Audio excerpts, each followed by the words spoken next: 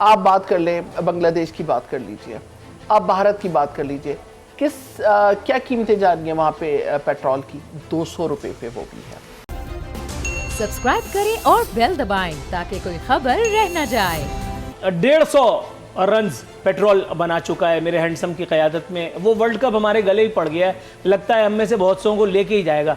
Sir अब तो ये दुआ मांगने को दिल चाह रहा है कि काश पाकिस्तान वो वर्ल्ड कप हार ही गया होता, क्योंकि हर थोड़े दिन के बाद यही सब सितम ढाया जाता है और उसके बाद लंतरानी वही है कि ये इंटरनेशनल मार्केट का तोहफा है तो हम आपको क्यों करना दें। जी देखें नूरुल आरफीन साहब, सबसे पहले तो मैं मैडम जदून का जवाब देना चाहूँगा कि ये कहते हैं कि हमने कोई IMF के कहने पे हमारी पॉलिसी नहीं, जो बजट भी आ रहा है वो हम खुद हम अगर आपने ये नहीं कहा, मैंने ये समझ लिया होगा, मैंने ये समझा होगा कि उनकी कंडीशंस नहीं हैं।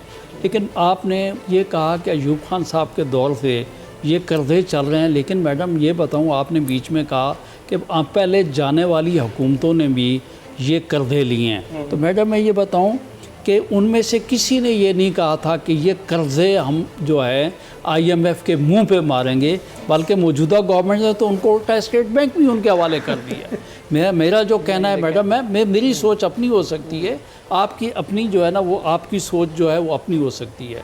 तो मेरा कहना ये बात, अब आ जाते हैं पेट्रोलियम के ऊपर। देखें जी, पेट्रोलियम की जो सूरत हाल है, बात ये है कि पहले भी ये मैं बात कर चुका हूँ कि मौजूदा गवर्नमेंट जो है वो फेडरल गवर्नमेंट के लिए फ़ंड जनरेट करना चाहती है, लिहाजा वो जो पेट्रोलियम जो लेवी है ना, उसको उन्होंने पहले कहा कि हमने इसको 70 रुपए तक थोड़ा थोड़ा करके हमने बढ़ा के IMF की कंडीशन की वजह से इसको आगे लेके जाना है। क्योंकि बाद ये एक सेल टैक्स वगैरह जितने वो सूबों को जो है अपने हिस्से के हिसाब से उनको जो वापस चले जाते हैं सूबों को, लेकिन इन्होंने सूबों को डिप्राइव करने के लिए वो वक्तन फ़वक्तन जो अपनी लेवी है वो बढ़ाते जाते हैं ताकि गवर्नमेंट जो फंड्स है वो बढ़ते रहें। अब रहेगा जी, चले मान लिया जैसे भी आप बढ़ाते हैं, भाई आप क्यों बढ़ाते हैं? अगर आप कहते हैं कि दुनिया में महंगाई जो है उसके बराबर में हम चल रहे हैं, भाई आप ये भी तो देखें कि वहाँ पे आम आदमी रोज़ के क्या उसकी ज़रिया आमदन कितनी है, कितना वो कमाता है, और पाकिस्तान में हमारी GDP क्या है। तो भाई अगर एक आदमी जो रोज़ के जो है 2500-2000 कमाता है, तो आप पाकिस्तानी आदमी जिसको एक दिहाड़ी भी नहीं मिलती है उसके साथ मुआवजा करें, तो मैं समझता हूँ ये बड़ी लाइल्मी की सी लाइल्मी, आप ज़्यादती को लाइल्मी कह गए, ये भी आपका हुस्न ज़न है। मैडम उज़्मा रियाज जदून साहिबा, मैडम माजी के दरीचों को खंगालते हैं। अपोजिशन में थे तो कलेजा फटा जाता था मेरे सरकार का, कभी सिविल नाफरमानी की कॉल देते थे, कभी कहते थे कि हुंडी के ज़रिए पैसे भेजो, बैंकिंग चैनल्स यूज़ ना करो, कभी कुछ और करते थे और कभी कुछ और करते थे। बाबाए PTI का जाहिर है कि इसमें कंट्रीब्यूशन कौन नज़रअंदाज कर सकता है। सदाकत और अमानत की तोहमत भी आनी थी। मैडम पूछना ये था कि अब वो चश्मा कहाँ रख करके भूल गए मेरे हैंडसम, कि जिससे आवाम की परेशानियाँ उनको सिर्फ दिख जाएँ। आवाम पर तबर्रा हो रहा है, आवाम को 5-5 रुपए करके बढ़ाया जा रहा है बिजली की कीमतें और पेट्रोलियम मसनूआत की, और आवाम को हमेशा नसीहत ये होती है कि आपने घबराना नहीं है, घबराना नहीं है। खुदा की कसम यहाँ जान निकली चली जा रही है, और ऊपर से मतलब मारूं घुटना फूटे हाथ, कहते हैं कि पूरी दुनिया में पाकिस्तान सबसे सस्ता मुल्क है। और नसीहत ये है कि अगर आपको महंगाई लगती है तो बेल्जियम को देखो।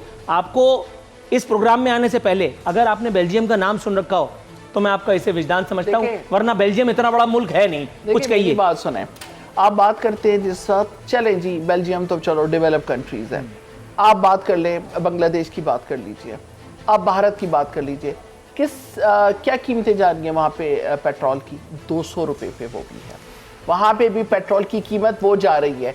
पहली बात। दूसरी बात ये है भारत और हमारा GDP, एक मिनट ना, कंपैरिजन अगर बेल्जियम से नहीं है तो कम से कम भारत और बांग्लादेश नहीं हो सकता ना, हो नहीं सकता ना मैडम। क्यों नहीं हो सकता? उनसे भारत का वज़ीर आज़म मोदी है, पाकिस्तान का तो नहीं है। तो अच्छा, और भारत में BJP की हुकूमत है, पाकिस्तान में तो RSS की हुकूमत नहीं है। बहुत करते हैं, लाहौल वाला कुवत में लाना भेजता हूं। नहीं, मैंने जितना भारत के खिलाफ काम किया, पाकिस्तान में हो गया, कंपैरिजन तो वो तो मैं शुक्र मनाया ISI में नहीं हूं, जितना काम मैंने किया उतना किसी एंकर ने तो नहीं किया। देखें जो भी है, जिस वक्त आप बैठते हैं कंपैरिजन होता है कि जी भारत में ये हो गया, पाकिस्तान में ये है, बांग्लादेश में ये हो गया, पाकिस्तान में ये है। आप मुझे ये बताइए कि जो पिछली तमाम हुकूमतें IMF की तरफ जाती रही, मैं तो कहती हूँ कि इसके ऊपर भी एक कमेटी बननी चाहिए कि जो आप लोगों ने IMF से कर्जा लिया वो कहाँ पे लगाया, एक मिनट, कहाँ पे लगाया। आज हमारे ऊपर जो इतना कर्जा चढ़ा हुआ है और जो हमारे ऊपर सूद की रकम हुई भी है, कहाँ से पूरी करेंगे।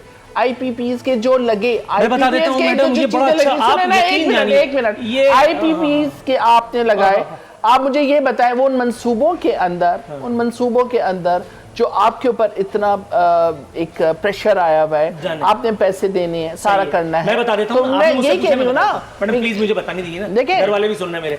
एक मिनट, फैसल वावड़ा को बेरोजगार करें, फवाद चौधरी साहब वो आपके बिल्कुल नहीं है, खान साहब को फौरन गलतफहमी उनकी दूर कर दें, इसलिए कि एक अगला कोई खंभा नजर आ गया उस पर लटक जाएंगे। एक मिनट, 17 लोग आपकी काबीना के गैर मुंतखब और पैराशूटर्स हैं, उनको बेरोजगार करें। ये तो एक मिनट सुन लीजिए ना मैडम, मैं बता रहा हूं, ये वज़राला हाउसेस को बुलडोज कर दें, सबसे पहले यहाँ आवाम का जाना आना फ्री करें, वजीर आला, गवर्नर, इन सबको बाहर खड़ा कर दें।